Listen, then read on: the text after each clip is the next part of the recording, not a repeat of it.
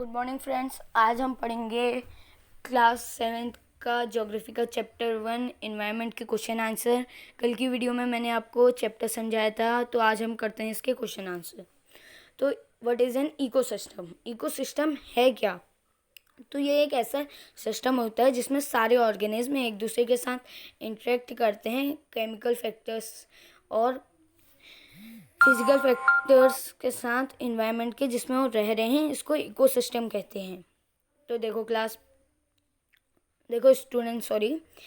तो अब हम इसकी डेफिनेशन पढ़ते हैं। The system in which all organism interact which each other and with the physical and chemical factor of the environment in which they live is called an ecosystem.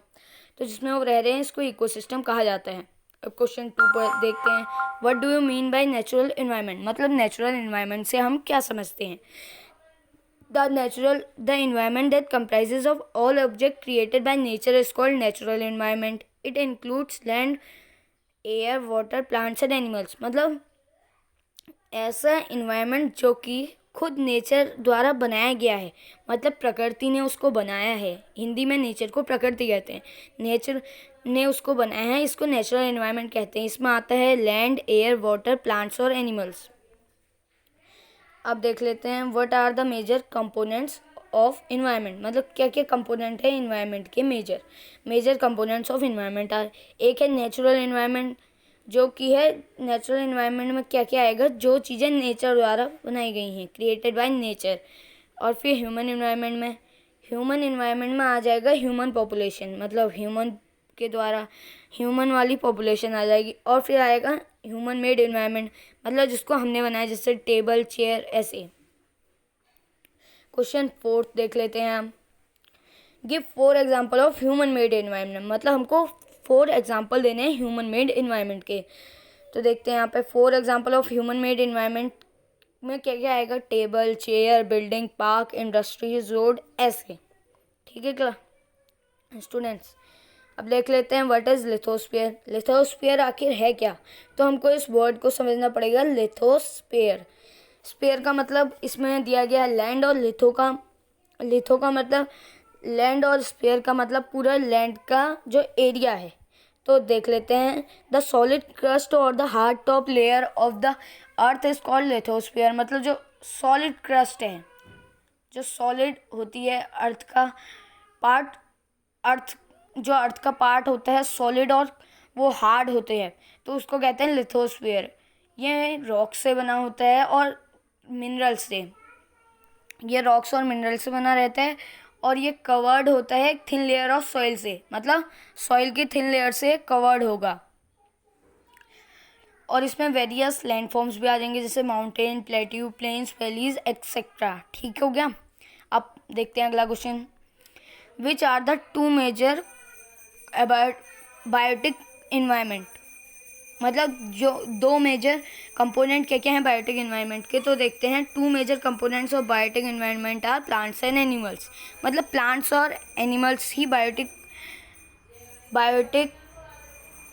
Environment के components हैं। ठीक है। अब देख लेते हैं बायोस्फीयर। जैसे कि मैंने आपको कल भी बताया था कि बायोस्फीयर एक नैरो जोन होता है अर्थ का, जहाँ लैंड, वाटर और एयर इंटरेक्ट करती हैं ईच अदर के साथ, सपोर्ट लाइफ। मतलब लाइफ केवल बायोस्फीयर में ही पॉसिबल है। द प्लांट और animal kingdom together make the biosphere. मतलब जो प्लांट किंगडम और एनिमल किंगडम होता है, यही बायोस्फीयर बनाता है। ठीक हो गया। अब देख लेते हैं which is a human made environment. मतलब ह्यूमन मेड इन्वायरमेंट क्या है? माउंटेन भी नेचर ने बनाए हैं, नेचुरल है। सी भी नेचर ने बनाया है। रोड किसने बनाई है? रोड ह्यूमन ने बनाई है। तो इसमें आंसर आ जाएगा रोड। ठीक है। What is a threat to environment? Growing plant threat नहीं है, ग्रोइंग पॉपुलेशन थ्रेट है, और ग्रोइंग क्रॉप्स भी थ्रेट नहीं है। तो मतलब ग्रोइंग पॉपुलेशन एक इन्वायरमेंट के लिए थ्रेट है। अब देख लेते हैं correct answer. Which is not a natural ecosystem. Ecosystem क्या नहीं है? डेजर्ट तो एक अपने में इकोसिस्टम है। एक्वेरियम एक इकोसिस्टम नहीं है, क्योंकि एक्वेरियम में हम खाना देते हैं फिशेस को, हम पानी चेंज करते हैं एक्वेरियम का, इसलिए एक्वेरियम एक नेचुरल इकोसिस्टम नहीं है। फॉरेस्ट एक नेचुरल इकोसिस्टम है। अब देख लेते हैं अगला question, which is not a component of human environment, मतलब ह्यूमन एनवायरनमेंट का क्या कंपोनेंट इसमें नहीं है। तो लैंड नहीं है ह्यूमन एनवायरनमेंट का, क्योंकि ह्यूमन एनवायरनमेंट में आता है रिलीजियन, कम्युनिटी, तो लैंड नहीं है, तो इसका आंसर हो गया लैंड। अब मैचअप्स देख लेते हैं। तो बायोस्फीयर क्या बताया था मैंने, narrow zone where the land, water and air interact with each other to support life, तो यहाँ पे हो जाएगा फर्स्ट। अब एटमॉस्फेयर क्या है, blanket of air which surround the earth, ठीक हो गया। Hydrosphere, domain of water is called hydrosphere. और फोर्थ इन्वायरमेंट क्या हो गया, हमारी सराउंडिंग्स, ठीक हो गया। और जैसे कि यहाँ पे अब आंसर भी दिया है, biosphere narrow zone, atmosphere blanket of air that surrounds the earth, और hydrosphere domain of water, environment और सराउंडिंग। अब मैन मॉडिफाइज हिज, अब गिव रीजन आ गए, मैन मॉडिफाइज हिज एनवायरमेंट, मतलब मैन मॉडिफाई करता है, जैसे कि मैंने आपको कल भी बताया था कि मैन अपनी नीड्स फुलफिल करने के लिए, मतलब और नीड्स फुलफिल करने के लिए, अपनी नीड्स, जो अपनी नीड्स है उसको फुलफिल करने के लिए मैन क्या करता है, अपनी लाइफ फुलफिल करने के लिए मैन बनाता है, इन्वायरमेंट को अपने अकॉर्डिंग मॉडिफाई करता है। जैसे example, he builds houses to live and escape cold weather, मतलब हाउस बिल्ड करता है किसके लिए, कोल्ड वेदर से अपने आप को प्रोटेक्ट करने के लिए, हॉट वेदर और रेन्स से। और वो इंडस्ट्रीज़ बिल्टअप करता है किसके लिए, गुड्स प्रोड्यूस करने के लिए, ताकि उसकी लाइफ कंफर्टेबल हो जाए। He build road to shorten the distances, वो रोड्स को शॉर्ट डिस्टेंसेस करने के लिए रोड्स बनाता है। He modifies his environment to adapt to the natural surrounding, वो अपने इन्वायरमेंट को अपने हिसाब से ढालता है। मतलब जैसे जो स्नो लेपर्ड है वो रहता है विंटर, जहाँ को स्नो होती है, और अगर उसको हम डेजर्ट में लाएंगे तो डेजर्ट में वो अपने आप को अडेप्ट नहीं कर पाएगा। ऐसे ही ह्यूमन ने अपने आप को अडेप्ट कर रखा है अपनी सराउंडिंग्स में। However, although this modification human are abruptly disturbing the ecological system and animal habitats, मतलब हम अपने हिसाब से मॉडिफाई करके अपने जो नेचर के द्वारा खुद बनाया गया है उसको हम हार्म कर रहे हैं।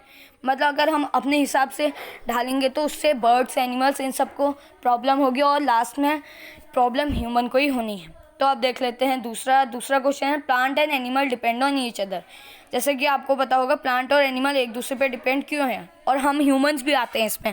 तो अभी प्लांट्स और एनिमल्स का केस है, इस केस को देख लेते हैं। तो प्लांट्स और एनिमल्स किसके लिए डिपेंड करते हैं एक दूसरे पे, सस्टेनेबिलिटी को। किस लिए, सस्टेनेबिलिटी, मतलब प्लांट्स एनिमल्स को ऑक्सीजन देते हैं और एनिमल्स प्लांट्स को कार्बन डाइऑक्साइड देते हैं।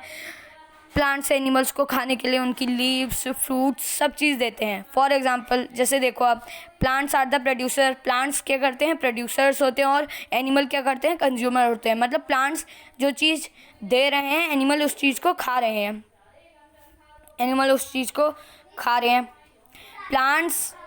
The plant also produce oxygen through the process of photosynthesis which is inhaled by humans and animals। जैसे कि मैंने आपको अभी बताया था कि ऑक्सीजन भी प्रोड्यूस करते हैं फोटोसिंथेसिस की प्रोसेस से, जिससे कि हमको और एनिमल्स को फ़ायदा होता है उसका, which is inhaled by humans